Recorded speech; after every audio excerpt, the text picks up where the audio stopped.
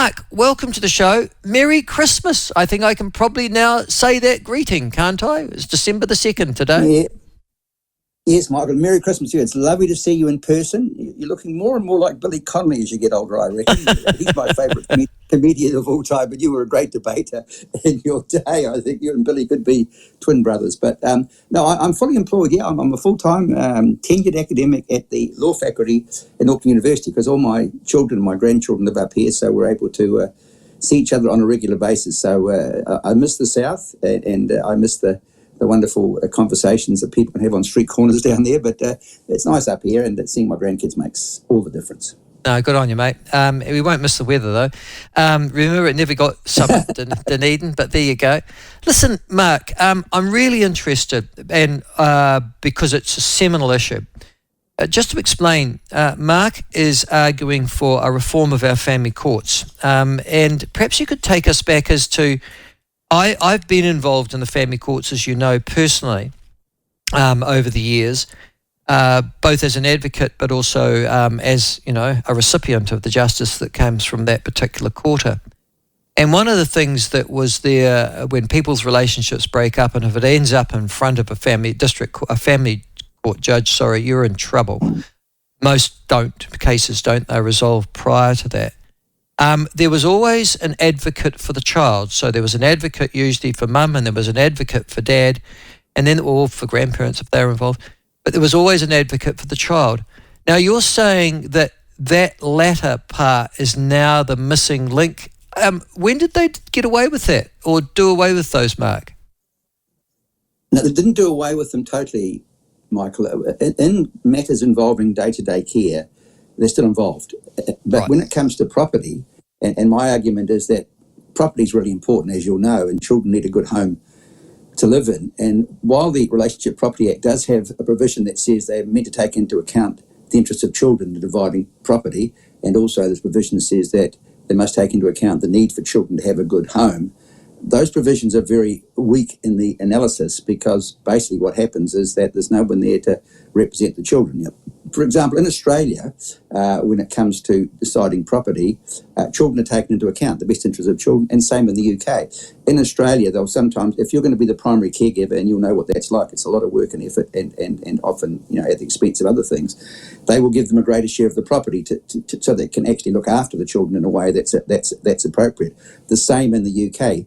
We have best interest when it comes to who has the children when, but we don't have it when it comes to the property. But the property is equally important for children because they've got to live somewhere. And I've been involved in a large study, and one of the things that people found that study is when they break up, often they have to move to worse conditions with the children. That's not great for the children. So it's trying to find a way that what can we do to make sure that children don't get too disrupted and don't go to a different, maybe a whole different part of town and sometimes they have to do that. In violent cases, you have to get out of town, you have to get away.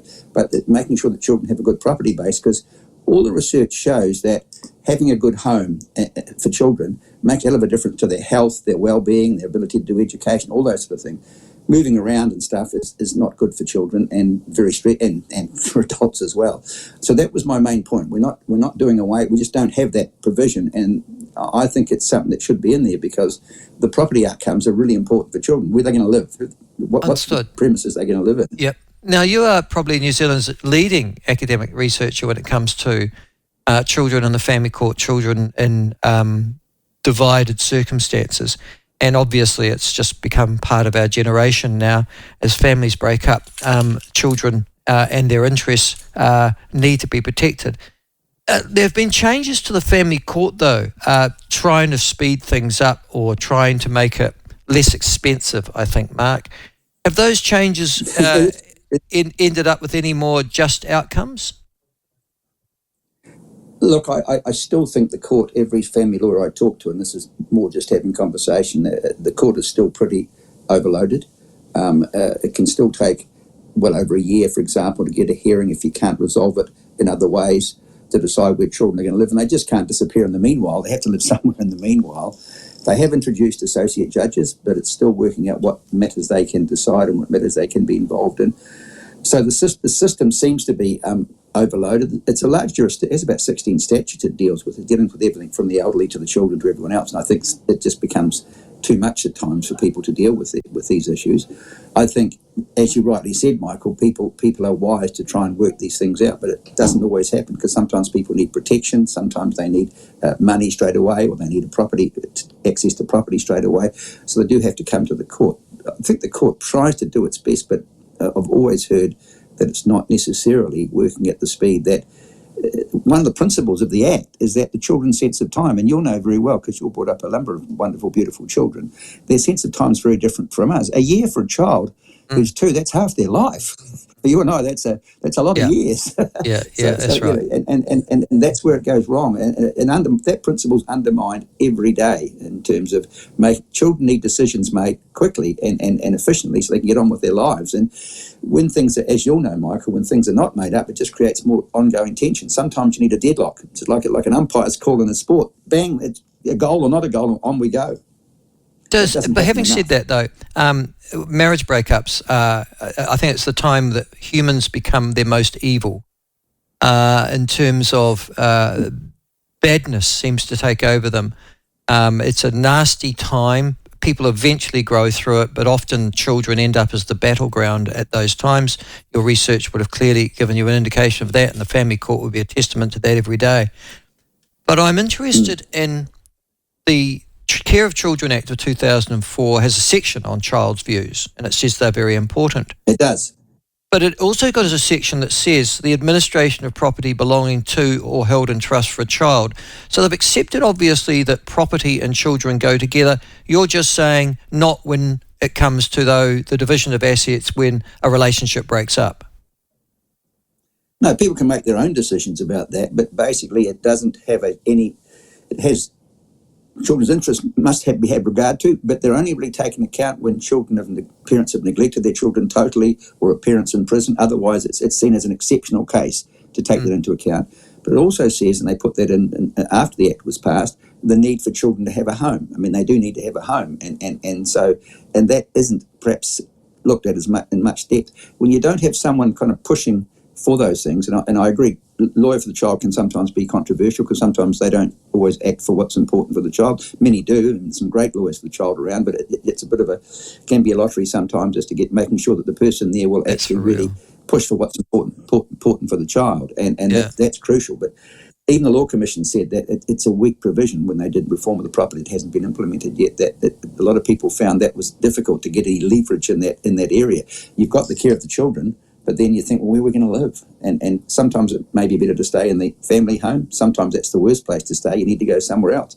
Other jurisdictions recognise, well, we may have to give you a greater share of the property because it's going to be difficult for you to relocate to somewhere that's decent for the children. We don't have that provision. In other words, children are mentioned, but there's not their best interests, nor is there any emphasis on anyone advocating for what may be best arrangements for them for living from the child's point of view, because often children don't want to move out of the area. Sometimes they're forced to, and that's not very pleasant for children, because you'll know as well as I do, Michael, you're a good Waitaki boys stalwart, and living in your area with your mates is your whole life at certain stages of your life.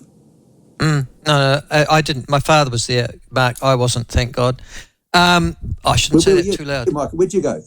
Oh, I went to Wanganui Boys College, which is now no longer exists, it has to be said.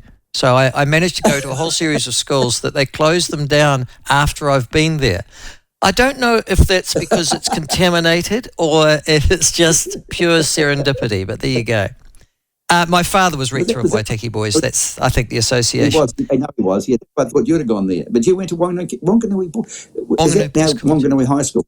No, it wasn't Wanganui High School, and it wanted. See, even there, you see that. I think that's one of the reasons they closed it down. It changed. It's now a Maori school called Wanganui City College. Right, but it's not Wanganui Collegiate, which was the private school. That's the one that Prince Edward went to, and it's not Wanganui High School, which is where most of Wanganui goes to. It was the school in the middle. So unsurprisingly, they said Laws has been there and shut it down, and they pretty much did. Hey, now, Mark, just on the family court thing, the thing that you've really raised this morning, and it seems, is, and it's not just relevant to the family court, but throughout the court system, is the inaccessibility to justice. And I'm not just talking about family court cases, but criminal cases and civil cases as well.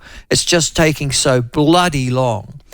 Now, as somebody who's involved in the legal process itself, and I imagine you've represented people in these courts at some stage during your career, it seems to me that one of the reasons is because of the ossification, I think that's the best word to describe it, of the court system itself and the archaic and arcane rituals that are so much a part of that court process. Have I got that right, or have I got that wrong? Well, partly is that, and some lawyers will say that sometimes slowing a case down from getting to court, it should be a banned tactic, but sometimes it can be used in civil matters in terms of, because the longer it goes, the more costs you incur, because you're still going to be interacting with lawyers and various things. You don't get to the end of it.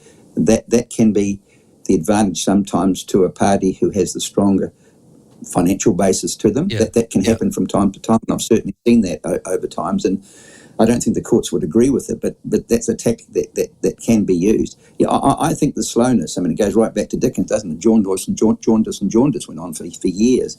I don't think it's good, and I think it is partly the process that they have whole of the process before it gets to court, which sometimes slows it down.